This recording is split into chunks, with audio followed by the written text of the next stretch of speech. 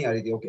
नमस्कार दोस्तों, मैं डॉक्टर मनीष बख्शी धन्वंतरी परिवार की तरफ से आप सबका स्वागत करता हूं आज के इस सेशन में। दोस्तों, कोरोना काल यानी कि कहने का मतलब है कि इस वक्त जिस तरह से कोरोना ने अपनी महामारी फैलाई है, या जिस तरह से कोरोना की जो दूसरी लहर आई है, या हम कह सकते हैं सेकेंड वेव, इतनी इतनी यानी कि गजब की तरीके से इसने पूरा हिला डुला के रख दिया।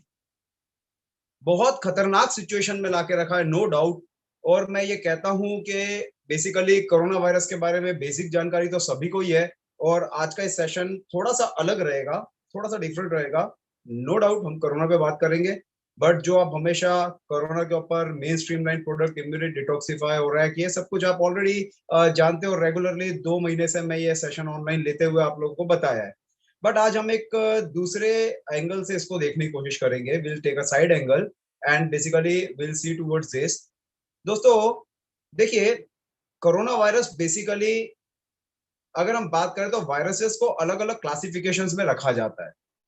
और कोरोना वायरस को किस तरह से क्लासिफाई किया, ये बहुत सिंपल है समझना। Corona virus actually corona varied नाम की फैमिली को बिलोंग करता है। ये कोरोना वाइड फैमिली जो है, इसका मतलब क्या होता है, जैसे सर पे रखे गए ताज आप देखेंगे कि जितने भी यानी कि इंग्लिश क्राउन्स होते हैं, यानी कि फॉरेन यानी पुराने राजा रानी जो बाहर के थे, बेसिकली अंग्रेजों के टाइम पे थे, उस तरह के ताज जब आप देखेंगे तो हमेशा ऊपर से स्पाइक के डिजाइन के होते थे, त्रिकोणीय आकार के लंबे। तो ये स्पाइक्स जो होते हैं, इस वायरस के हम कह सकते हैं पैथोजन सरफेस के ऊपर इसी तरह के स्पाइक्स होते हैं, टेढ़े लंबे चौड़े। तो ये नाम इसीलिए इसको दिया गया है corona virus, corona wired families. ये माना जाता है कि सबसे ज्यादा ये यानी स्टार्टिंग में यही माना गया कि सबसे ज्यादा ये इंसान की श्वसन प्रणाली यानी कि रेस्पिरेटरी सिस्टम को डैमेज करता है, अर्थात बहुत ज्यादा हानि पहुंचाता है। दोस्तों, जिस तरह से सार्स CoV-2 पॉजिटिव इन्फेक्शन का फैलाव पूरी दुनिया में जिस तेजी से हुआ था, और जिस खतरनाक तरीके से इसने इस महामारी के चपेट में लोगों को लिया और इतना तहस नहस किया पहली वेव के अंदर भी, उसी को देखते हुए वर्ल्ड हेल्थ ऑर्गेनाइजेशन ने कोविड-19 मार्च 2020 में इसे पेंडेमिक घोषित कर दिया था। दोस्तों, अगर हम इसके क्लिनिकल आइडेंटिफिकेशंस की उस समय की बात करें, तो बहुत सारे उस समय भी थे क्लिनिकल आइडेंटिफिकेशन, जो यानी कि ब्रॉडली या नॉर्मली बात करें तो एसिम्प्टोमिक इन्फेक्शंस तो होते ही थे, लेकिन इसमें माइल्ड अपर रेस्पिरेटरी ट्रैक के इन्फेक्शन, सीवियर निमोनिया या रेस्पिरेटरी फेलियर, जिसकी वजह से हॉस्पिटलाइजेशन या इंटेंसिव केयर की जरूरत पड़ जाती है। तो कहने का सिंपल मतलब है कि कोरोना वायरस को हम ये अगर कहते हैं कि आपको इसे सीरियसली नहीं लेना है, तो ये बहुत बड़ी गलती है।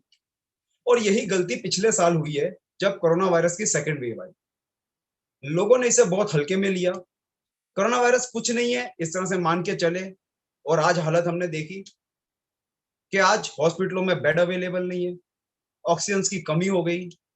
कई बार हम लोग है ना दोस्तों, इसके ऊपर कई बातें उठाते हैं, लेकिन समझने वाली बात यह है कि जब कोरोना वायरस की पहली वेव आई थी, जब कोरोना वायरस की पहली वेव आई थी, तब हमारे दिन के यानी 24 घंटे के जो पीक केसेस होते थे, वो 1 लाख से 2 लाख के बीच में रहे फर्स्ट वेव में। तब तक हमारे यहाँ पे डॉक्टर्स ने, हॉस्पिटल्स ने सब कुछ संभाला, सब कुछ नॉर्मली हैंडल किया। लेकिन दूसरी वेव में यही संख्या हर 24 घंटे में 4 लाख हो गई। 1-1.5 लाख तक तो हमारे हॉस्पिटलों में पूरे इंडिया में संभालने की कैपेसिटी थी, सब कुछ था। लेकिन जब 4 लाख पे पहुंच जाती है संख्या, तो वहां पे बेड, डॉक्टर्स, ऑक्सीजन, हर चीज की कमी होने लगी। और इसके पीछे शायद गलती उन्हीं लोगों की थी जिन्होंने कोरोना वायरस को बहुत हल्के में लिया या मजाक में लिया कि इससे कुछ नहीं होता है, और बिना मास्क के बाहर घूमना शुरू हो गए, और ये भयंकर हालात। एनीवेज दोस्तों, अब जो हो चुका है तो हो चुका है, और वो फैल रहा है, उससे बचाने के जो रास्ते हमें वही अपनाने पड़ेंगे, और उसके ऊपर पूरी सावधानी बरतनी पड़ेगी। नॉर्मली हमारे पास अब यही रास्ता बचेगा अपने आप को बचाए रखने का, या अपने आप को सेफ रखने का। दोस्तों, अगर हम बात करें आज कोरोना की महामारी से बचने के जो रास्ते हैं, उनमें दो ही रास्ते हमें सिंपली बताए जाते हैं। एक है इम्यूनिटी को बढ़ाना, यानी कि अपनी रोग प्रतिकारक शक्ति को बढ़ाना, भरपूर मात्रा में बढ़ाना, उसमें भी भरपूर मात्रा में बढ़ाना। ये तो हम लोगों ने पहले दिन से समझा, और पहले दिन से हम लोग इसको फॉलो भी कर रहे हैं। जो हेल्थ अवेयर लोग हैं, जो अपने स्वास्थ्य के प्रति काफी सजग हैं, या जो अपने स्वास्थ्य को समझते हैं, अपने शरीर को समझते हैं, इसकी जरूरत को समझते हैं, उन लोगों ने न्यूट्रिशन पे बहुत ध्यान दिया और अपनी इम्यूनिटी बढ़ाने के ऊपर बहुत सारे काम किए। दोस्तों, इम्यूनिटी बढ़ाना तो एक बात हो गई। दूसरा, उससे भी जरूरी हमारे सामने जो डब्ल्यूएचओ ने रखा, वो था इस बीमारी से खुद को बचाना। और जैसा मैं हमेशा से बोलता भी आया कि बहुत जरूरी है कि हम अपने आप को ये होने वाली कोरोना वायरस की बीमारी से बचाएं। जितना हो सके इस बीमारी से स्वयं को बचाएं, जो कि हमारे लिए बहुत जरूरी तौर पे सामने आता है। तो दोस्तों, इसका कारगर तरीका क्या है बचाने का? माना मास्क है, सैनिटाइजेशन है, हाथों को सैनिटाइज करो, जगह को सैनिटाइज करो, मास्क लगा के रखो, ये सब हम लोगों ने सीख लिया। उसके अलावा क्या ऑप्शन है जो हम लोग अपने आप को इस बीमारी से बचा सके? तो दोस्तों, उसका एक कारगर तरीका लॉकडाउन या होम आइसोलेशन, या हम कह सकते हैं सेल्फ आइसोलेशन, ये एक रास्ता सामने आता है। अब जब हम स्वयं को जरूरी काम होने पे ही बाहर निकालेंगे, जब हम जानते हैं कि 4 लाख केस रोज हो रहे हैं, पीक पे हो रहे हैं, तो ऐसे समय में हम जितना अपने आप को आइसोलेटेड रखें, सोशल आइसोलेशन का मतलब है कि हम ज्यादा शादी ब्याह में ना जाए, पार्टियों में ना जाए, ज्यादा घूमने ना निकले। हम यानी कि किसी भी तरह से ऐसे कामों के लिए निकले जो हमारे लिए जरूरी ना हो, उसे सोशल आइसोलेशन कहा जाता है। तो लॉकडाउन और सोशल आइसोलेशन या होम आइसोलेशन, हमारे पास दो ऑप्शन आते हैं अपने आप को इस बीमारी से बचाने के। लेकिन इसी लॉकडाउन या होम आइसोलेशन या सोशल आइसोलेशन की वजह से कई शारीरिक समस्याओं का सामना करना पड़ सकता है, जिसमें मुख्य तरह कैसी कैसी समस्या आती है, जो फैक्टर्स अफेक्ट करते हैं, जिसमें सबसे पहले आता है फिजिकल एक्टिविटी। अब जब आप अपने आप को एक एरिया में बंद करके रख रहे हैं, तो नॉर्मली आपकी जो मूवमेंट्स है वो बहुत सीमित हो जाती है, रेस्ट्रिक्टेड हो जाती है। जब आप यानी कि ओपन नॉर्मली रह रहे थे, नॉर्मली घूम रहे थे, तो आप कहीं भी जा रहे आते रहते थे, सारा दिन इधर उधर चहल पहल ऊपर नीचे सब दूर होती थी।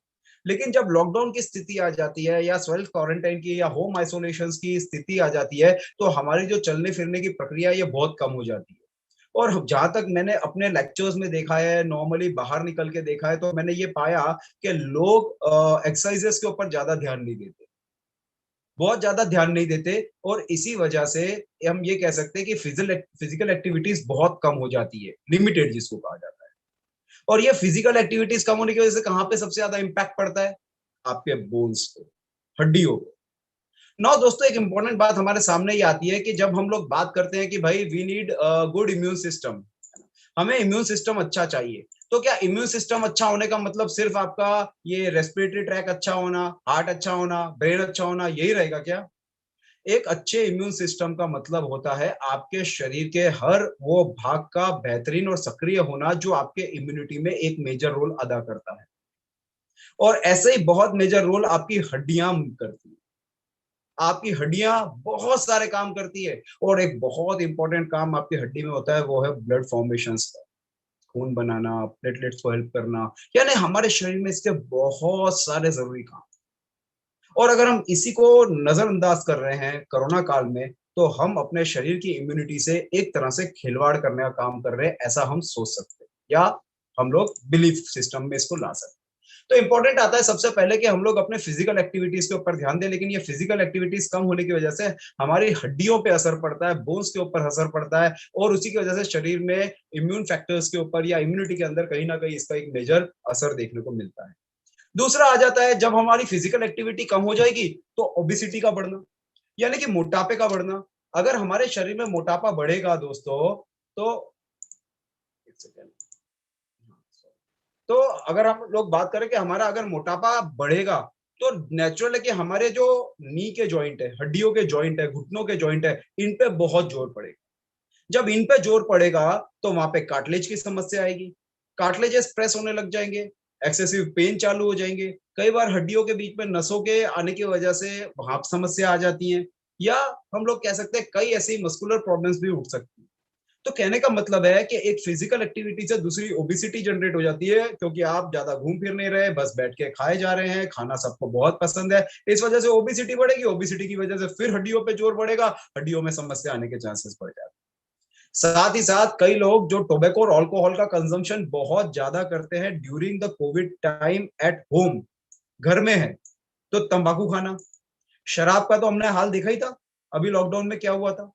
शराब का हमने ये हाल देखा था कि लॉकडाउन के अंदर जब बेसिकली ये पिछले साल फर्स्ट लॉकडाउन की बात कर रहा हूँ, पहला जो कोरोना वायरस का इम्पैक्ट हुआ था, लॉकडाउन हुआ था, जब खुले थे उसमें शराबों की दुकान खुली थी, तो हमने देखा था एक एक दो दो किलोमीटर की लाइन लगी थी, इतनी भीड़ और मारम मारी हो रही। जितना तो वैक्सीन को लेके नहीं हो रहा, उससे ज्यादा तो उस समय शराब को लेके हो रही थी। तो लोगों का जिस तरह से टोबैको और अल्कोहल, तंबाकू का, शराब का सेवन ड्यूरिंग लॉकडाउन बढ़ता है, ये भी हमारी हड्डियों के ऊपर बहुत ज्यादा विपरीत असर डालता है। दोस्तों, इसके बारे में तो अभी बहुत ज्यादा डिटेल में जाऊंगा, लेकिन अल्कोहल्स और टोबैको हमारी हड्डियों को कमजोर बनाते हैं। इनकी जो क्षमताएं होती है उन्हें कमजोर करने में एक बहुत महत्वपूर्ण उनका रोल होता है। We can understand that.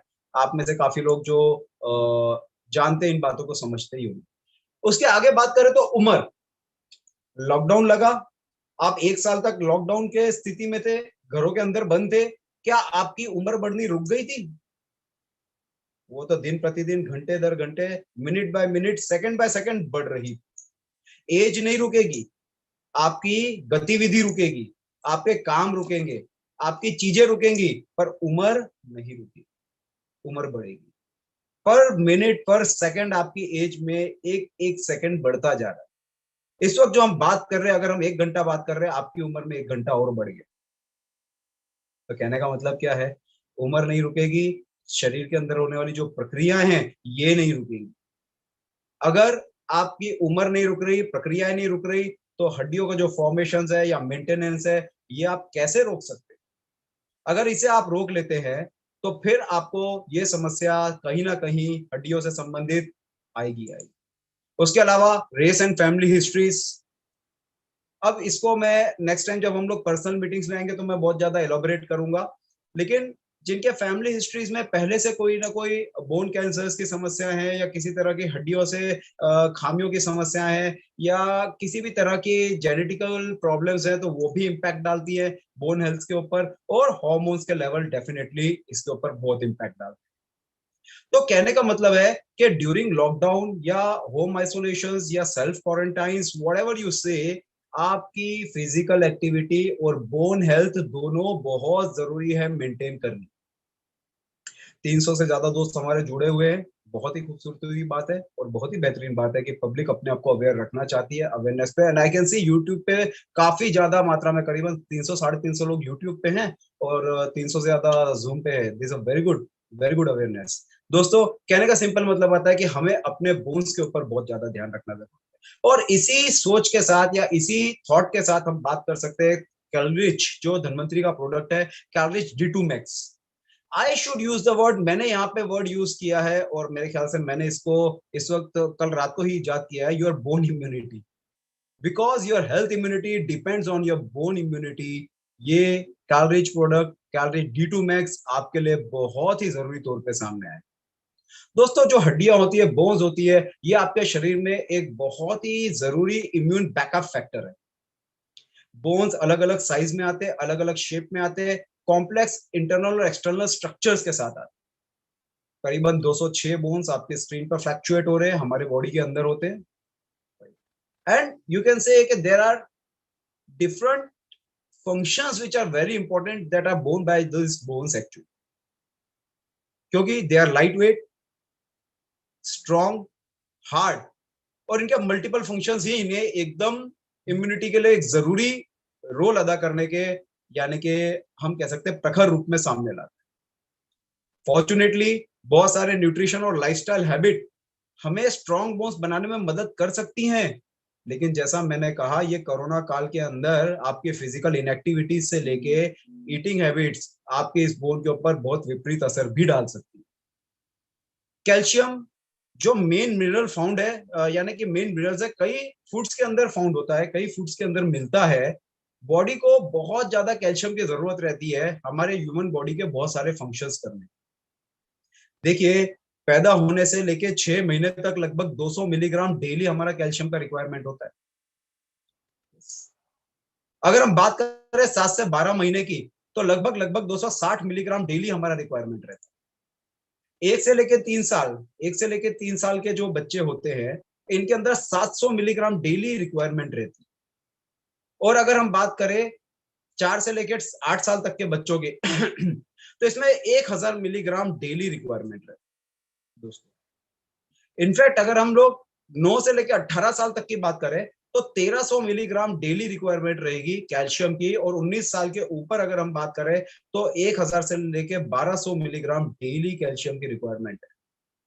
और ये अगर हम मेंटेन नहीं करते या ये हम पूरी नहीं करते तो हमारा एक अच्छा इम्यून सिस्टम किस तरह से बन पाए। आप इस चीज के ऊपर बहुत ध्यान दें कि ये आपके लिए बहुत जरूरी है इन बातों को समझना और इन बातों को मैनेज करना, मेंटेन करना। कैल्शियम की डिफिशियंसी ज्यादातर किन लोगों में पाई जाती है? तो जो महिलाएं खास करके पोस्ट मेनोपॉजल होती है, या जो प्योर वेजिटेरियन लोग होते हैं, जहां महामारी बंद हो रही है या बंद होने की यानी कि समस्या आगे आ गई है, वहां पे उन महिलाओं के अंदर कैल्शियम की बहुत ज्यादा कमी पाई जाती है। या प्योर वेजिटेरियन, जो मेरे दोस्त प्योरली वेजिटेरियन है, जो मांसाहारी नहीं है, प्योरली शाकाहारी है, इनके अंदर भी कैल्शियम की कमी पाई जाती है। खास करके बहुत सारे ऐसे दोस्त भी मिलते हैं जिनको लैक्टोज इंटॉलरेंस होता है, यानी कि दूध के जो प्रखर घटक होते हैं वो यानी कि पचा नहीं पाते हैं, और ऐसी कंडीशन के अंदर भी उनके अंदर कैल्शियम की कमी पाई जाती है। दोस्तों, ये कैल्शियम का रोल बहुत अहम है हमारे शरीर के अंदर। अगर ये कैल्शियम एब्जॉर्ब नहीं हो पाएगा तो ये कैल्शियम हड्डियों में नहीं जाएगा, खून में नहीं जाएगा, हृदय में समस्या आएगी, दिमाग में समस्या आएगी, सेक्सुअल प्रॉब्लम्स, बहुत सारी समस्याएं हमारे सामने आएंगी। तो कैल्शियम हमारे डाइजेस्टिव ट्रैक में कब बेहतरीन तरीके से एब्जॉर्ब नहीं होता, इसका एक कारण एक तो विटामिन डी होता है, दूसरा होता है कि हमारे शरीर के अंदर उम्र अगर बढ़ रही है, एज अगर बढ़ रही है, तब भी ये समस्या प्रखर रूप से देखी जा सकती है कि कैल्शियम एब्जॉर्ब नहीं हो रहा है। धन्वंतरी ने अपना जो कैलरीज बनाया, कैलरी ड्यू टू मैक्स, इसको फॉर्मुलेट किया नए यानी कि स्पेशल फॉर्मुलेशन के साथ, जहां पे आपका कैल्शियम है, विटामिन है, मिनरल्स है, इनका एक बेहतरीन कॉम्बिनेशन आप इस प्रोडक्ट के अंदर देख सकते हैं कैलरी डी टू मैक्स के अंदर। इसके सभी इंग्रेडिएंट्स हमारे शरीर में हड्डियों के लिए तो मदद करेंगे करेंगे, लेकिन मैंने क्या कहा था आपसे शुरुआत में कि हम लोगों को बात करनी है कोरोना में, राइट, कोरोना पे। एंड प्रोडक्ट हमने सिलेक्ट किया है कैलरिच। तो डेफिनेटली बहुत से लोग सोचेंगे सर ये कैल्शियम तक तो आपने बताया कि कोरोना में काम करेगा, बट ऐसा तो क्या है जो आपने आज इसको स्पेशली सिलेक्ट किया है कोरोना के साथ जोड़ के बता दें। तो दोस्तों, इसके अंदर कैल्शियम के अलावा जो घटक डाले गए ना, ये सारे इंग्रेडिएंट्स इसेंशियल न्यूट्रिएंट्स के तौर पे काम आते हैं हमारे शरीर के ग्रोथ, मेंटेनेंस और हेल्थ के। आप इस बात को समझिएगा और लोगों को, दोस्तों को समझाइएगा, और जो नहीं समझते उनको अभी लाइव जुड़वाइएगा कि अभी के अभी जुड़े और बातों को समझे कि कोरोना वायरस बीमारी 2019 का जो पेंडेमिक हमने देखा है, उसने हमें बहुत सारी चीजें सिखाई है, दिखाई भी है और सिखाई भी है। मैं दोनों चीज कहूंगा, हमें सिखाई भी है, दिखाई भी है। जैसे कि एसेंशियल न्यूट्रिएंट्स जिनका बहुत ही मुख्य और अहम रोल है इम्यूनोमोड्यूलेटरी, मतलब कि हमारे इम्यून सिस्टम को मॉड्यूलेट करने में, मतलब कि हमारे रोग प्रतिकारक शक्ति को मजबूत बनाने में। दोस्तों, ये जो हम एसेंशियल न्यूट्रिएंट्स की बात कर रहे हैं, ये इंसान के नेचुरल इम्यून डिफेंस सिस्टम में होने वाले कई वायरल इंफेक्शन से बचाने के लिए शरीर में ताकत जगाता है और बहुत ही ताकतवर बनाने के लिए मदद करता है। दोस्तों, ये जो एसेंशियल न्यूट्रिएंट्स हैं, जो कैलरीज के अंदर ये कंटेंट आप देख रहे हैं, इतने सारे कंटेंट है, इन न्यूट्रिएंट्स में से काफी सारे एलिमेंट्स जैसे कि जिंक है, विटामिन सी है, विटामिन डी है, ये बहुत ही खास तरीके से आपके शरीर की रोग प्रतिकारक शक्ति को, इम्यूनोमोड्यूलेटरी फंक्शन को बेहतरीन करते हैं एवं सुचारू रूप से काम करने में मदद करते हैं। दोस्तों, हम लोग अगर इन घटकों की 15, 20 या 25% भी नीड को समझ लेंगे ना, तो आपको समझ में आएगा कि धन्वंतरी के सभी प्रोडक्ट जो बनाए जा रहे हैं, ये किस उद्देश्य के साथ बनाए जा रहे हैं। इनफैक्ट ये जो कैलरीज है, ये कोरोना महामारी के दौरान मैंने ये पाया कि बहुत से लोगों ने इस पर्टिकुलर प्रोडक्ट को थोड़ा सा शायद ध्यान में नहीं लिया, या मे भी शायद इसकी सीरियसनेस को नहीं समझ पाए कि ये कितने जरूरी तौर पे सामने आता है। जैसे हम लोग न्यूट्रिएंट्स की बात कर रहे हैं जो इसमें ऑलरेडी मेंशन्ड है, मैं सभी न्यूट्रिएंट्स के ऊपर तो इतने समय में यानी कि बात नहीं कर पाऊंगा, लेकिन आपसे बात कर रहा हूँ जैसे जिंक और मल्टीविटामिन इसके अंदर है। लेकिन हम विटामिन मल्टीविटामिन में बहुत जरूरी है, विटामिन डी है, विटामिन B6 है, विटामिन B12 है, विटामिन K27, कितने सारे विटामिन आपको यहाँ स्क्रीन पे दिख रहे हैं।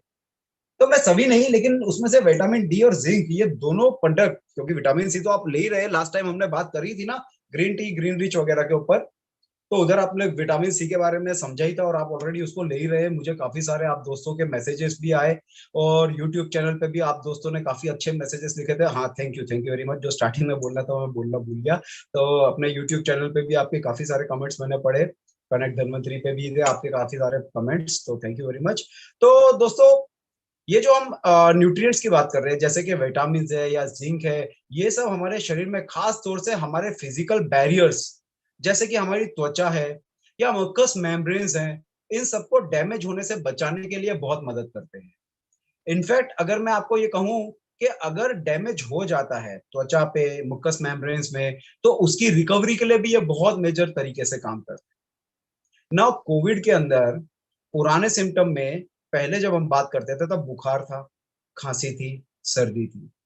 सर्दी खांसी अगर हम उस समय के पकड़े तो मस्कस मेम्ब्रेन पे काफी अफेक्ट होता था कोविड का।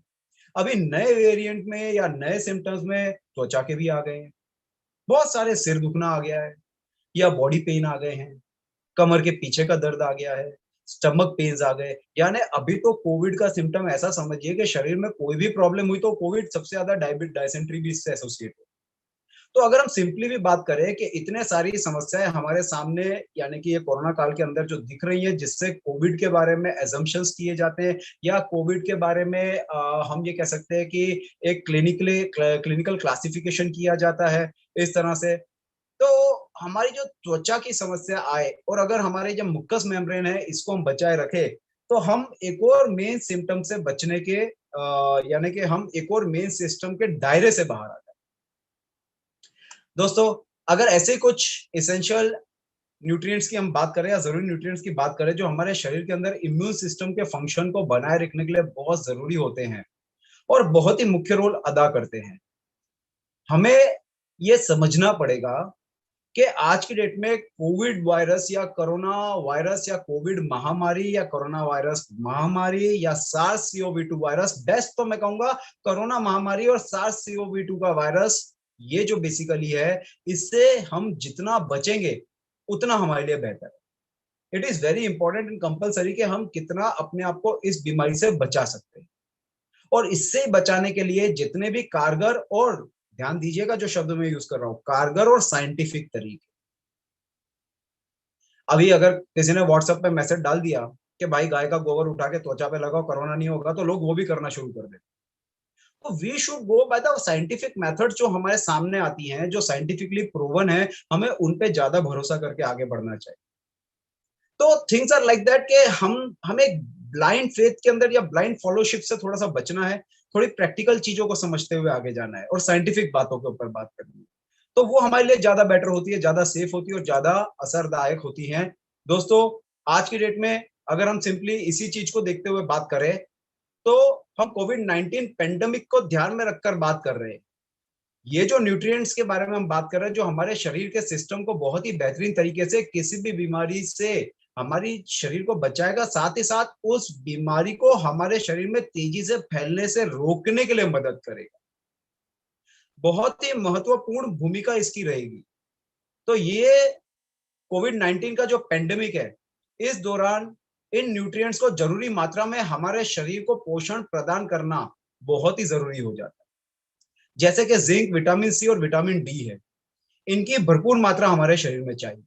ये न्यूट्रिएंट्स फार्माकोलॉजिकल टूल्स के तौर पर हमारे शरीर के अंदर बहुत ही जरूरी होते हैं। बिलीव मी दोस्तों, ये जो न्यूट्रिएंट्स की मैं बात कर रहा हूँ, ये विटामिन डी हो गया, जिंक हो गया या विटामिन सी जो आप नॉर्मली देख रहे हैं, ये न्यूट्रिएंट्स फार्माकोलॉजिकल टूल्स के तौर पे हमारे शरीर के अंदर बहुत ही जरूरी हो जाते हैं।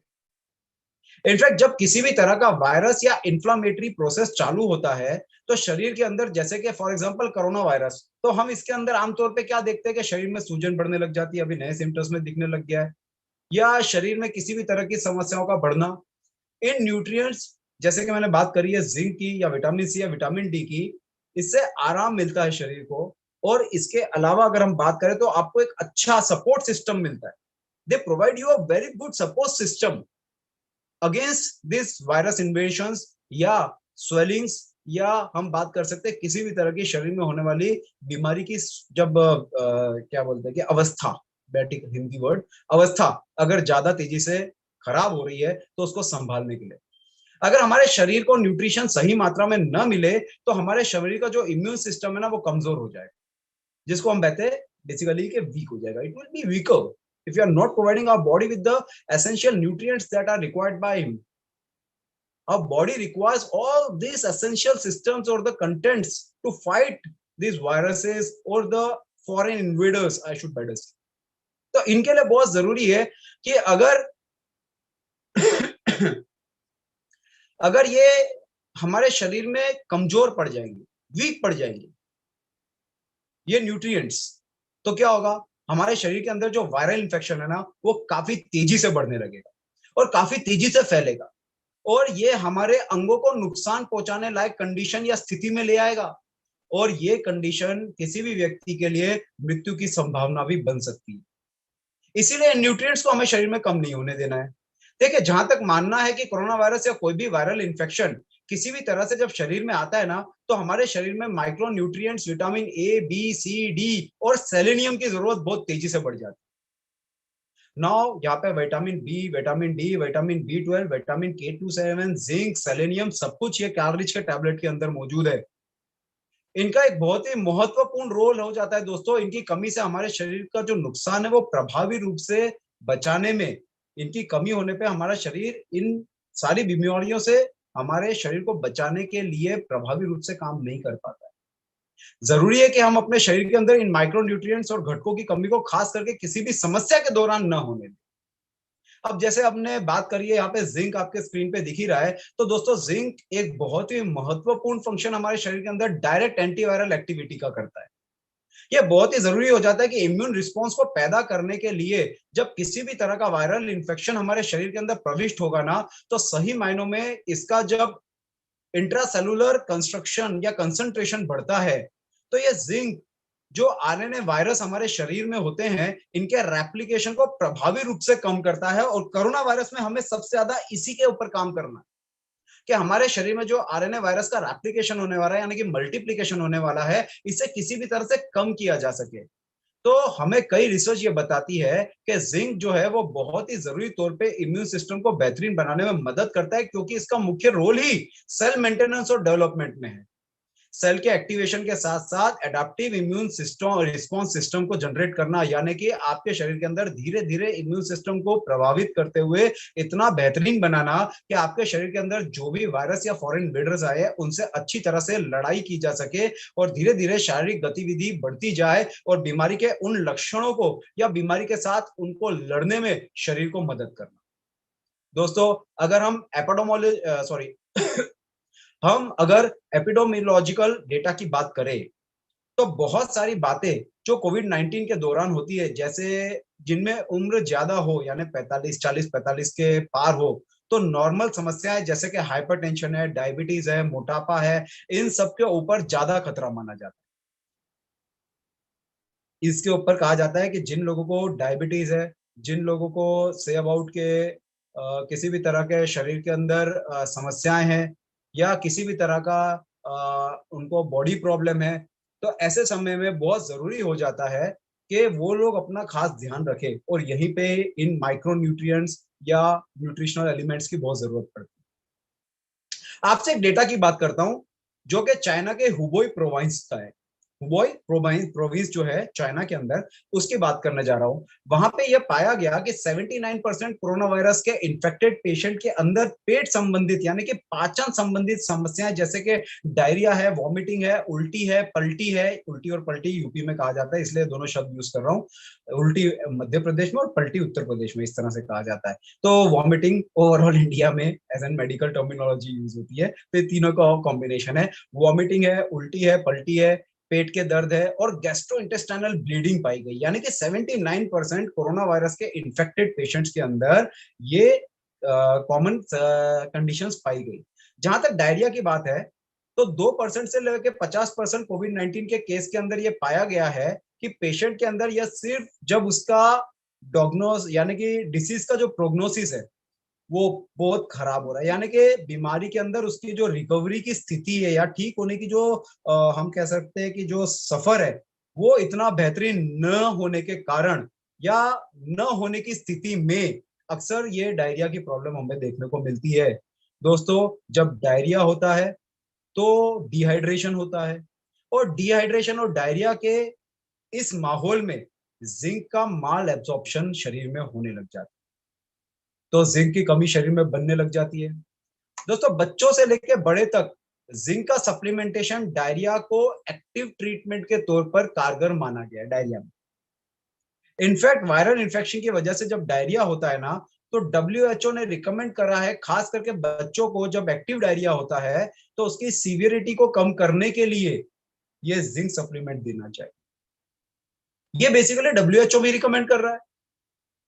साथ ही साथ ये बात हमें समझनी पड़ेगी दोस्तों कि ये जिंक सप्लीमेंट हमारे बॉडी के लिए बहुत अहम हो जाता है।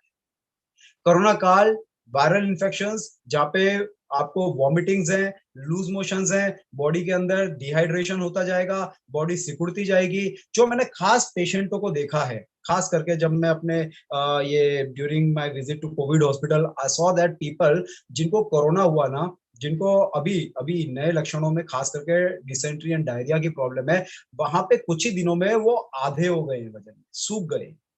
वाई?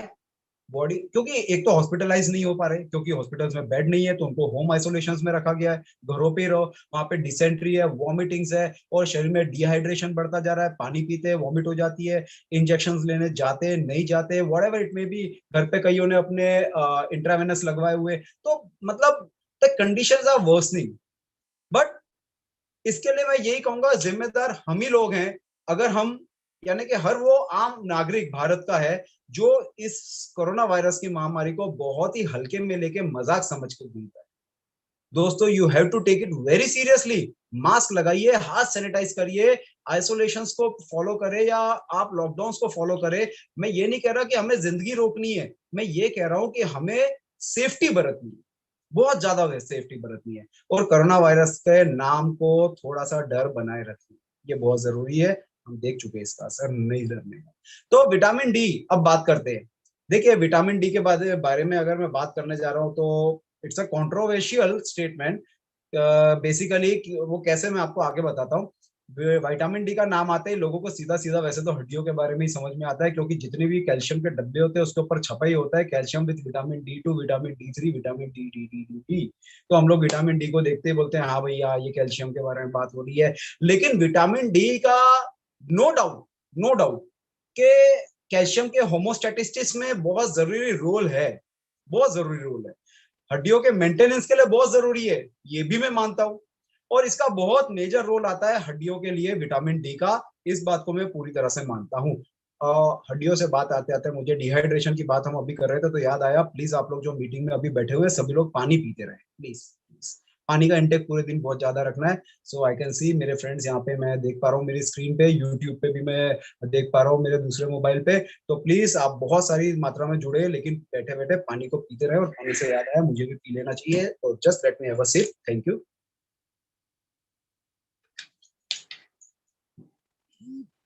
तो पानी को पीते रहे। तो इम्यून सिस्टम, यानी कि अगर हम बात करें कि इम्यून सिस्टम के बारे में, तो इसका बहुत मेजर रोल आता है। हड्डियों के लिए तो आता ही आता है, नो डाउट, हम लोगों ने इसके ऊपर बात करी। लेकिन हमारे इम्यून सिस्टम के अंदर विटामिन डी का एक बहुत ही मुख्य रोल और मेजर रोल आता है। इम्यून सिस्टम यानी कि हमारी रोग प्रतिकारक शक्ति को मजबूत बनाने के लिए विटामिन डी का एक बहुत ही मुख्य रोल है। जैसे कि हम कोरोना वायरस के बारे में बात कर रहे हैं, तो इम्यून रोल्स के साथ साथ vitamin D receptor pulmonary epithelial cells में भी पाया जाता है। नाउ पुल्मोनरी एपिथेलियल सेल्स के बारे में अभी मैं उस पे जाऊंगा तो फिर टॉपिक पूरा लंबा खिंच जाएगा और साइड पे चला जाएगा। लेकिन इस वक्त कोरोना काल में, खास करके कोविड इन्फेक्शंस के दौरान, हमारे जो पुल्मोनरी एरिया है या पुल्मोनरी हम लोग बात कर रहे हैं एपिथेलियल सेल्स की, इनको बहुत ही बेहतरीन बनाए रखना काफी जरूरी तौर पे सामने आता है। हमारे सांस लेने की प्रक्रिया से जितनी भी चीजें जरूरी है वो बहुत ज्यादा इस वक्त हमारे लिए इंपॉर्टेंट है। दोस्तों, जैसे जैसे कोरोना वायरस का समय बीता जा रहा है ना, इसके बारे में काफी रिसर्च भी हो रही है और काफी क्लिनिकल ट्रायल भी हो रहे हैं और काफी जानकारियां सामने आती भी जा रही हैं। इनफैक्ट शुरुआती दौर में यह देखा गया कि 5,000 पेशेंटों को जिन्हों को कोविड इन्फेक्शन था, वहां पे विटामिन डी और उनके शरीर में होने वाले साइटोकाइन स्ट्रॉम को, यानी कि उनके शरीर में जो भूचाल मच जाता है एक तरह से, जहां पर सी रिएक्टिव प्रोटीन्स यानी कि सीआरपी की वैल्यूज बढ़ जाती है, सीधा सीधा रिश्ता विटामिन डी के साथ पाया गया है। और कुछ रिसर्च ऐसी भी सामने आई जिसमें उन्होंने ये बताया कि विटामिन डी का इससे कोई नाता नहीं है। लेकिन पॉजिटिवली अगर हम देखें इन रिपोर्ट्स की तरफ, तो पॉजिटिवली देखने पे पता चलता है कि काफी सारी रिसर्चर्स ने इनका सीधा सीधा रिश्ता और नाता बताया है। तो यहाँ पे हमें एक दोस्तों मेटा एनालिसिस की बात करते हैं। अगर देखें, कुछ 25 रेंडमाइज कंट्रोल स्टडी हुई और वहां पे बताया गया कि विटामिन D3 का जो सप्लीमेंट है, ये एक्यूट रेस्पिरेटरी इंफेक्शंस को होने से रोकने में बहुत अहम रोल अदा करता है। बिलीव करिएगा, विटामिन D3 का सप्लीमेंटेशन एक्यूट रेस्पिरेटरी इंफेक्शंस को होने से रोकने में अहम रोल अदा करता है। विटामिन डी का मुख्य रोल सेलुलर और ह्यूमोरल इम्यूनिटी में तो है ही, दोनों में है। अब तक हम लोग कई बार सिर्फ सेलुलर इम्यूनिटी पे बात करते थे या ह्यूमोरल पे करते थे। यहाँ पे सेलुलर और ह्यूमोरल दोनों ही टाइप की इम्यूनिटी की जब हम बात कर रहे हैं, तो विटामिन डी का बहुत मुख्य रोल है। साथ ही विटामिन डी का बहुत ही जरूरी फंक्शन जिंक और विटामिन सी की तरह हमारे शरीर के अंदर एपिथेलियल और एंडोथेलियल बैरियर्स को मजबूत बनाना और उनका मेंटेनेंस करना है। त्वचा से रिलेटेड, हमारे स्किन से रिलेटेड, मुकस मेम्ब्रेन से रिलेटेड, जैसे कि जिंक और विटामिन सी हमारे लिए जरूरी है ना, उसी तरह से दोस्तों ये हमारे शरीर के epithelial endothelial cells including lung tissues, उनके लिए भी बहुत जरूरी है। अगर हम विटामिन डी के ऊपर ध्यान नहीं दे रहे, तो कहीं ना कहीं अपने इम्यून सिस्टम में इतनी बड़ी सेंध लगा रहे। देखिए, जो बात कह रहे हैं इसको समझिए। अगर हम विटामिन डी पे ध्यान नहीं दे रहे कोरोना के दौरान, ये मेरे बहुत से हेल्थ वर्कर्स के लिए भी है जो इस वक्त फ्रंट लाइन वर्कर्स के तौर पे काम कर रहे हैं, या जो अपने नॉर्मल क्लिनिक्स के ऊपर या कहीं पर भी पेशेंटों से डील कर रहे हैं, आपको विटामिन डी पे थोड़ा ध्यान देना पड़ेगा। अगर हम विटामिन डी पे ध्यान नहीं दे रहे, तो कहीं ना कहीं हम अपने इम्यून सिस्टम के अंदर सेंध लगाने का काम कर रहे हैं, जहां से हम उसको वीक यानी कि कमजोर बनाने का रास्ता भी जरूर प्रोवाइड कर पाएंगे या कर देंगे, आप ऐसा मान के चलें। तो हमें ये नहीं करना है, हमें विटामिन डी के ऊपर बहुत ज्यादा ध्यान देना है। क्योंकि अगर बात करें एंडोक्राइन सोसाइटी की, तो एंडोक्राइन सोसाइटी की जहां पर 25 OHD का सीरम लेवल 20 Ng पर ml से नीचे बताते हैं, तो विटामिन डी की डिफिशियंसी पाई जाती है दोस्तों। और अगर यही सीरम लेवल 21 से लेके 29 Ng पर ml को इंडिकेट करता है कि शरीर के अंदर इनकी कमी है, डिफिशियंसी पूरी तरह से है। और यह दोनों ही कंडीशन हमारे शरीर के अंदर जो हमारा इम्यूनोमोड्यूलेटरी फंक्शन यानी कि रोग प्रतिकारक शक्ति को बढ़ाने का जो फंक्शन है ना, उसे कम कर देती है। तो एक तरफ आप अपने इम्यून सिस्टम को बढ़ाने के लिए तो काम करेंगे, आप बहुत सी चीजें लेंगे, लेकिन दूसरी तरफ ये विटामिन डी कम होने की वजह से शरीर का इम्यून सिस्टम तेजी से गिर भी सकता है। और यही हम कोविड पेशेंटों के अंदर अक्सर देखते हैं। तो अगर हम बात करें कि ये रोग प्रतिकारक शक्ति को बढ़ाना है या ये फंक्शन को बढ़ाना है, तो हमें साथ ही साथ अपने विटामिन डी के लेवल को भी मेंटेन करना पड़ेगा। क्योंकि अगर ये इम्यूनोमोड्यूलेटर फंक्शन या हमारी रोग प्रतिकारक शक्ति जो है, वो अगर सही तरीके से काम नहीं करेगी, तो इसकी वजह से वायरल और बैक्टीरियल इन्फेक्शन बढ़ने की संभावनाएं हो जाएंगी। और व्यक्ति जब कोविड इन्फेक्शन में होता है, तो ये बैक्टीरियल वायरल इन्फेक्शन या बॉडी के इम्यून वीकर सिस्टम जो हो रहे हैं, यही उसके लिए बहुत खतरनाक हो जाते हैं। बहुत सारी कोविड 19 की मौतों के अंदर उनकी रिपोर्ट्स ने विटामिन डी की कमी दिखाई है। Is a fact. मेरे पास काफी सारी कोविड पेशेंटों की रिपोर्ट व्हाट्सएप पे भी आ रही थी, लगातार आ रही थी, और उनके यानी कि गुजर जाने की न्यूज़ें भी बहुत आई। और हमेशा ये पाया गया उन रिपोर्ट्स के अंदर विटामिन डी की कमी रही है, और ऐसा कई रिसर्चर्स ने भी पब्लिश किया है। इसका मतलब यह भी आता है सामने कि विटामिन डी की कमी से व्यक्ति के जान बचाने की संभावनाओं में थोड़ी सी, हम कह सकते हैं कि एक क्षतिपूर्णता कर सकते हैं। अगर विटामिन डी की कमी पाई जाएगी, तो व्यक्ति की जान बचाना मुश्किल हो जाएगा। तो एटलीस्ट हम विटामिन डी को अगर मेंटेन करने की कोशिश करें, और इसी वजह से व्यक्ति की अगर जान बचती है, तो ये हमारे लिए एक बहुत ही बेहतरीन और एक बहुत ही सौभाग्यवश हम कह सकते हैं बात हो सकती है। कोरोना या कोविड-19 की महामारी से बचने के लिए डब्ल्यूएचओ ने सोशल आइसोलेशन से उसका फैलाव को रोकने का जरिया माना है। मेरे सोचने के मुताबिक अगर सोशल आइसोलेशन को देखा जाए, तो सोशल एंड सेल्फ आइसोलेशन में व्यक्ति घर में या रूम में अपने आप को बंद रखेगा या घर के खिड़की दरवाजे एटलीस्ट खोलेगा तो सही हवा के लिए, लेकिन सूरज की रोशनी शायद पूरी तरह से ले नहीं पाए। नॉर्मली क्या होता है, लॉकडाउन नहीं होते, सेल्फ आइसोलेशन, क्वारंटाइन नहीं होते, तो आदमी आराम से बाहर घूमते रहते हैं, धूपों में जाते हैं, डिफरेंट काम से जाते हैं, तो डिफरेंट कामों से जाते हैं या बाहर किसी भी वर्क से काम से निकलते हैं, धूप में जाते हैं, लाइट में जाते हैं, सूरज निकलने के बाद जाते हैं, तो धूप एब्जॉर्ब होती है, सूरज की रोशनी एब्जॉर्ब होती है, विटामिन डी हॉर्मोन्स बॉडी में एक्टिवेट होने लग जाते हैं। लेकिन अगर आप अपने आप को घरों में बंद रख के बैठे हैं, धूप से अलग होके बैठे हैं, धूप को नहीं, मुझे अच्छा लगता है कई बार जब मैं मीटिंग कर रहा होता हूँ तो मैं जूम पे देखता हूँ मेरे बहुत से दोस्त है ना, उनके वहां झाड़ के नीचे बैठे हैं, खुले एरिया में बैठे हैं और वहां पे हमारी बात चल रही है। नो डाउट आप कैसे भी बैठे हो, समझो कि टी शर्ट में बैठे, कैसे भी बैठे, पर ये अच्छी बात है कि एटलीस्ट आप खुले नेचर में बैठे। कई लोग धूप के यानी कि आड़ में बैठे होते हैं, वो भी अच्छा लगता है कि मीटिंग में बैठे बैठे एटलीस्ट विटामिन डी को एब्जॉर्ब कर रहे हैं। लेकिन मॉडर्न होम्स में, फ्लैट्स के अंदर, जहां पे हम देखते हैं बहुत से लोग अपने आप को घरों में बंद करके रखे हैं, उन लोगों को वहां पे भरपूर मात्रा में सूर्य की रोशनी नहीं मिलती है। और जब ये सूरज की रोशनी ज्यादा नहीं आएगी, तो लॉकडाउन की स्थिति में जो लोग अपने आप को घरों के अंदर बंद रख के बैठे हैं, सूरज की रोशनी का पूरा फायदा नहीं ले पाएंगे।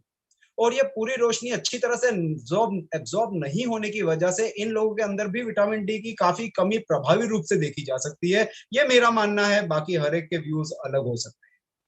दोस्तों, इसलिए लॉकडाउन के दौरान भी मैं लोगों से कह रहा था कि आप अपनी गैलरी में, छतों पर या जहां पर भी हो सके वहां थोड़ा वर्कआउट करें, जहां पे आपको सुबह सुबह सूरज की रोशनी मिले। आप उधर अपनी छतों पे वॉक करें, आप अपने घर के आगे की अगर एरिया सेफ है तो उधर वॉक करें। लेकिन जहाँ पे फ्लैट्स है, बिल्डिंग्स है और वहां पे छत पे चलना चाहते हैं तो कृपया थोड़ा आपस में भी सोशल डिस्टेंस बना के चले, है ना। तो ये अर्ली मॉर्निंग जब आप वॉक करेंगे, इससे आपके बॉडी में एक तो मूवमेंट्स होंगी, हड्डियों के लिए अच्छा रहेगा, विटामिन डी हार्मोन्स प्रोड्यूस करने में शरीर को मदद मिलेगी, और यही विटामिन डी हमारे शरीर के अंदर जो कोविड-19 के वायरस हैं उनसे बचाने में और लड़ने में एक साझा रोल अदा करता है। दोस्तों, वैसे अगर हम चाहे तो विटामिन डी के जो फंक्शंस हैं या डिफिशियंसीज हैं, इनको फंक्शंस को बेहतरीन करने के लिए इन डिफिशियंसीज को पूरा कर सकते हैं। या तो हम सप्लीमेंट के माध्यम से कर सकते हैं, जो कि बहुत सिंपल होता है, जैसे कि हम लोग बात कर रहे हैं कैलरिच का, कैलरिच डी टू मैक्स। इसको लेने से हम अपने शरीर के अंदर जिंक, विटामिन डी जैसी कमियों को पूरा करेंगे, जो हमारे इम्यून सिस्टम को बेहतर बनाएगा। या हम ऐसे खाने के माध्यम से विटामिन डी की कमी को पूरा कर सकते हैं, जैसे कि फैटी फिश है, जो फैटी फिश होती है यानी कि मछली होती है, खास करके समुद्री मछलियां होती हैं, या समुद्री मछलियों के कॉड लिवर ऑयल, उनके लीवर से निकाले हुए तेल होते हैं। या जो हम बात कर सकते हैं कि अंडों के अंदर जो पीला पोर्शन होता है उसके माध्यम से, तो हम ऐसे कई जगहों से विटामिन डी को एब्जॉर्ब कर सकते हैं। लेकिन ये सारी चीजें हमारे समाज में बहुत से लोग पसंद नहीं करते, जो प्योर तरह शाकाहारी होते। तो लॉकडाउन के समय जो लोग घर में बंद है या किसी वजह से घर में रहने को मजबूर है, या जिस वजह से आसपास दुकानें बंद है और शायद नॉनवेज फूड नहीं मिल पा रहे हो, या वो नॉनवेज फूड नहीं ला पा रहे हो, या किसी वजह से घर में नहीं बना पा रहे हो, ऐसी सारी समस्याओं के अंदर लोगों को, या जिन लोगों का शाकाहारी खाना है, खाने का सिस्टम है, और जो लोग बेहतरीन तरीके से सूरज की रोशनी एब्जॉर्ब नहीं कर रहे, इन सभी लोगों को, या जो लोग जितनी मात्रा में चाहिए उतनी मात्रा में नहीं ले रहे विटामिन डी को, इन लोगों को विटामिन डी का सप्लीमेंट, जिंक का सप्लीमेंट इस कोविड की महामारी के दौरान बहुत जरूरी हो जाता है, और ये कैलरिच के माध्यम से आप बेहतरीन और सेफ तरीके से ले सकते हैं। तो दोस्तों, अगर हम बात करें तो अगस्त महीने में कुछ रिसर्च हुई थी स्पेन में, एक छोटी सी क्लिनिकल स्टडी करी गई जिसका रिजल्ट पब्लिश किया, और ये स्टडी कोविड-19 के पेशेंटों के और आईसीयू में एडमिट होने की स्थिति के ऊपर की गई थी। और ये स्टडी को मैं क्यों उठा रहा हूं, क्योंकि इसके अंदर विटामिन डी का सप्लीमेंटेशन देने पे और न देने पे क्या स्थितियां हुई, इस पे ये रिसर्च स्टडी पब्लिश हुई। यहाँ पे दो ग्रुप बनाए गए 50-50 पेशेंटों के। एक ग्रुप का 50 पेशेंट था जिसे सप्लीमेंट्री हाई डोज कैल्सिफिडोल यानी कि विटामिन डी दिया गया, और दूसरे ग्रुप में 50 पेशेंट थे जिनको ये घटक किसी भी तरह के विटामिन डी या कॉल्सिफेरॉल्स या कॉल्सिफिडॉल्स किसी भी तरह के नहीं दिए गए। ये तो 50-50 पेशेंटों के ग्रुप बनाए। ये 50 पेशेंट थे जिनको अपना कैल्सिफिडोल दिया गया या विटामिन डी दिए गए थे। उनमें ये पाया गया कि 50 में से सिर्फ एक ही व्यक्ति को आईसीयू में एडमिट करना पड़ा, यानी कि 2% था रेशियो, अप्रोक्सीमेटली 2%, है ना। 50 पेशेंटों का जो 100% रेशियो था, इसमें से एक को डाला, मतलब 2% के अप्रोक्सीमेटली आईसीयू में ट्रांसफर करना पड़ा। जबकि दूसरे 50 पेशेंट जिनके अंदर किसी भी तरह का विटामिन डी का सप्लीमेंट नहीं दिया जा रहा था, वहां पे 26 ऐसे पेशेंट थे, 26 ऐसे पेशेंट थे दोस्तों जिन्हें आईसीयू में शिफ्ट करना पड़ा। यानी कि डेटा लगभग लगभग 50% इंडिकेट कर रहा है कि 50% पेशेंटों को आईसीयू में शिफ्ट करना पड़ा। अब यहाँ पे आप मुझसे ये मत सवाल कीजिएगा कि सर कैसे हुआ, क्योंकि मैंने सिंपल बोला कि पहले 50 में विटामिन डी या कैल्सिडिफॉल्स नहीं दिए गए और दूसरे में नहीं दिए गए।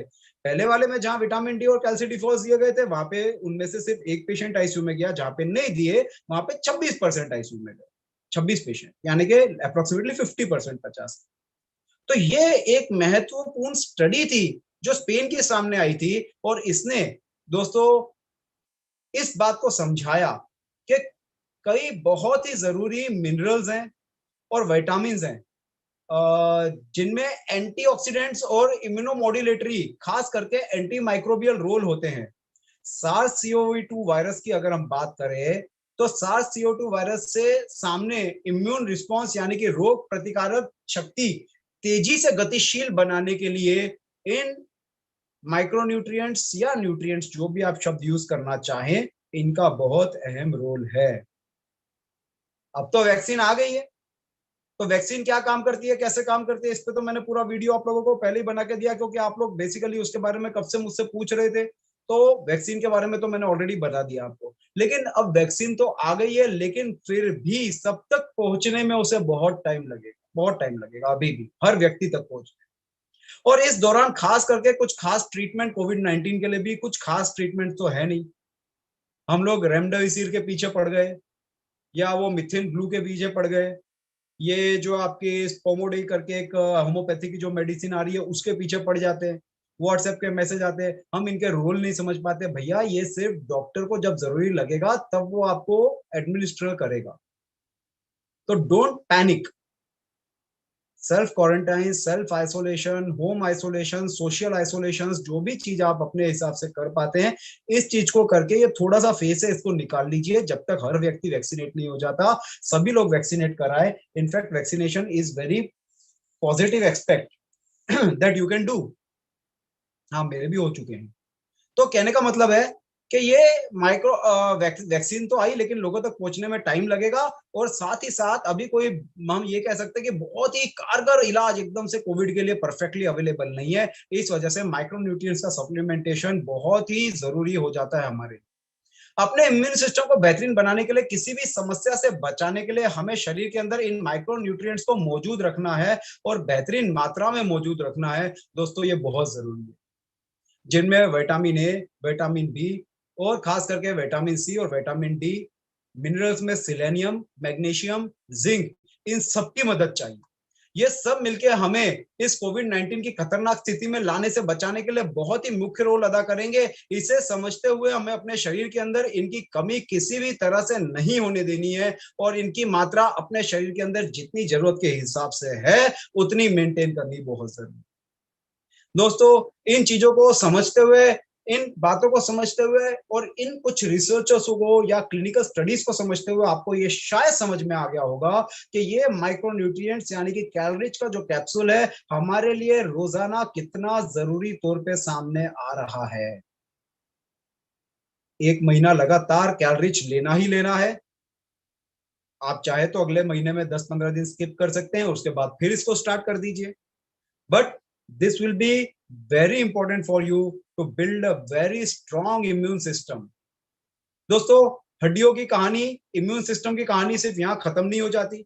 समस्या तब आती है जब हड्डियों से संबंधित बाकी रोग सामने आते हैं और डॉक्टरों के पास जाना पड़ता है, हॉस्पिटल जाना पड़ता है, जहां डॉक्टर वैसे ही ओवरबर्डन है, इस वक्त जरूरत से ज्यादा पेशेंटों को हैंडल कर रहे हैं। उस वक्त उनको भी जितना डिस्टर्ब न किया जाए उनके काम की पद्धति में, वो जरूरी है। तो अपने शरीर का स्वयं ध्यान रखना बहुत जरूरी है। और इसी उद्देश्य के साथ एक और कैप्सूल हमारे पास आता है जिसका नाम है आर्थोरिच। ये जो हमने आर्थोरिच कैप्सूल बनाया है, एक नेचुरल पेन किलर के तौर पे सामने आया है।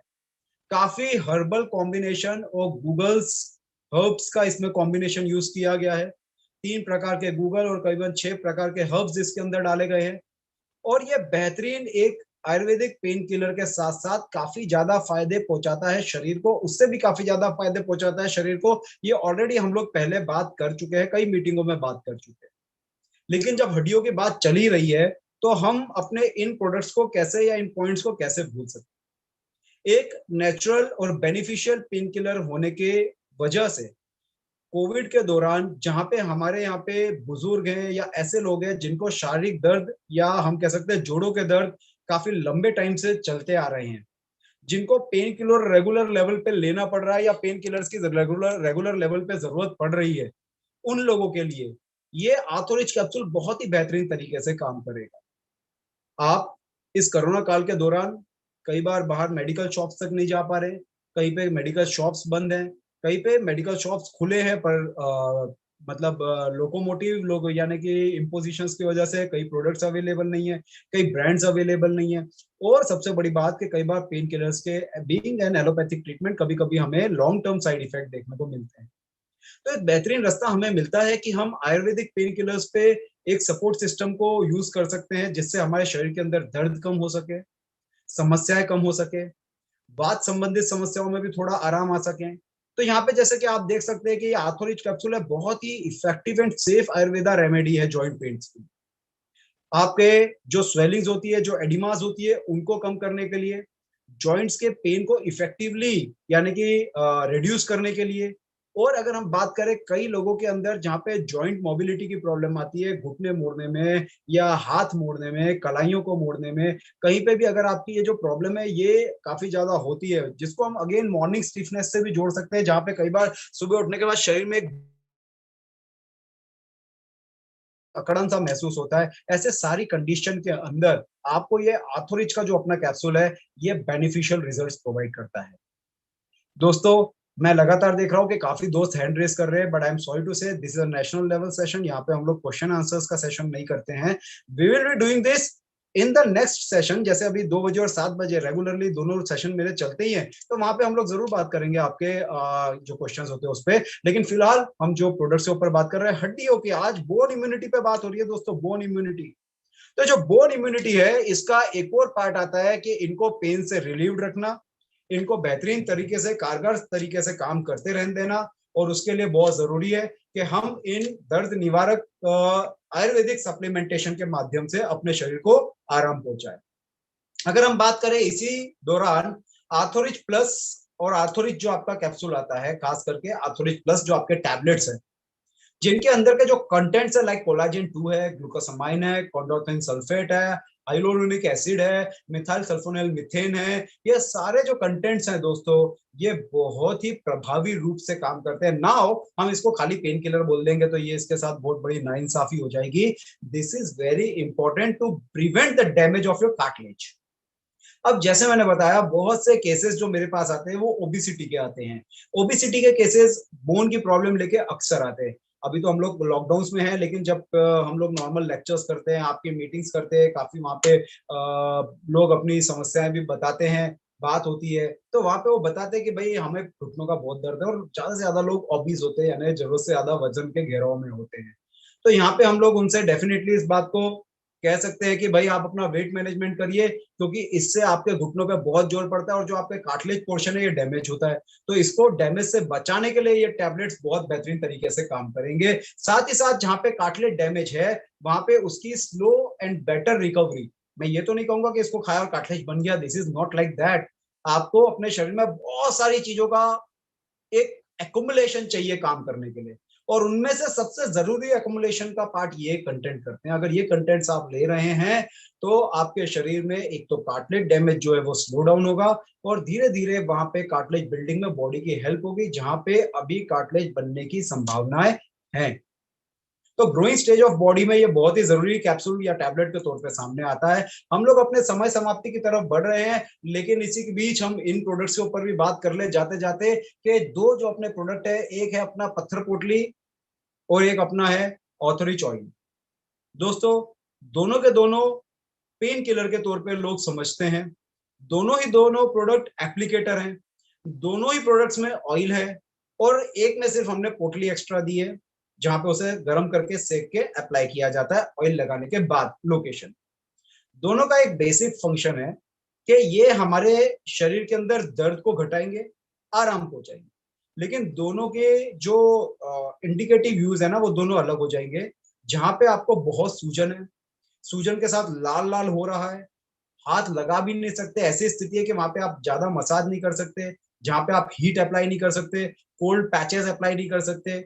जैसे कि रोमाइटेड आर्थराइटिस में कई बार जॉइंट्स के ऊपर देखा जाता है कि बहुत ज्यादा सूजन हो जाती है, दबने वाली होती है, उधर हाथ लगाना भी मुश्किल होता है, कुछ भी छू जाए तो एकदम दर्द हो जाता है। ऐसी कई कंडीशंस हम लोग देखते हैं। तो वहां पे जो आपका ऑरेंज कलर का ऑर्थोरिच ऑयल है, ये मैं आपको दिखाता हूँ, ये वाला जो आपका ऑर्थोरिच ऑयल है, ये आप वहां पे लगाएंगे जहां पे आपको ये लगता है कि आपसे टच नहीं किया जा रहा, आप उधर कुछ गर्म ठंडी चीज कुछ भी नहीं लगा पा रहे, और आपको बहुत ज्यादा दर्द हो रहा है या ऐसी स्थिति की वहां पे संभावनाएं हो रही हैं, तो आप वहां पे इसको लगाएंगे। और जहां पे बेसिकली आपको यानी कि इस तरह की स्थिति नहीं है कि आप वहां पे छू भी नहीं सकते, आप वहां पे छू पा रहे हैं, वहां पे समस्या नहीं आ रही है इतनी ज्यादा, तो आप डेफिनेटली अपना पत्थर पोटली जो ऑयल है उसको आप वहां पे अप्लाई कर सकते हैं। दोस्तों एक सेकेंड, सॉरी, इमरजेंसी मैसेज आया था।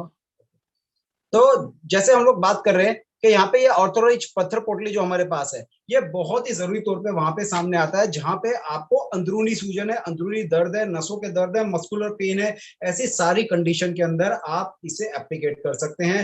हरे रंग की बोतल जो यहाँ पे आप देख रहे हैं, ये हरे रंग की बोतल को आप लेके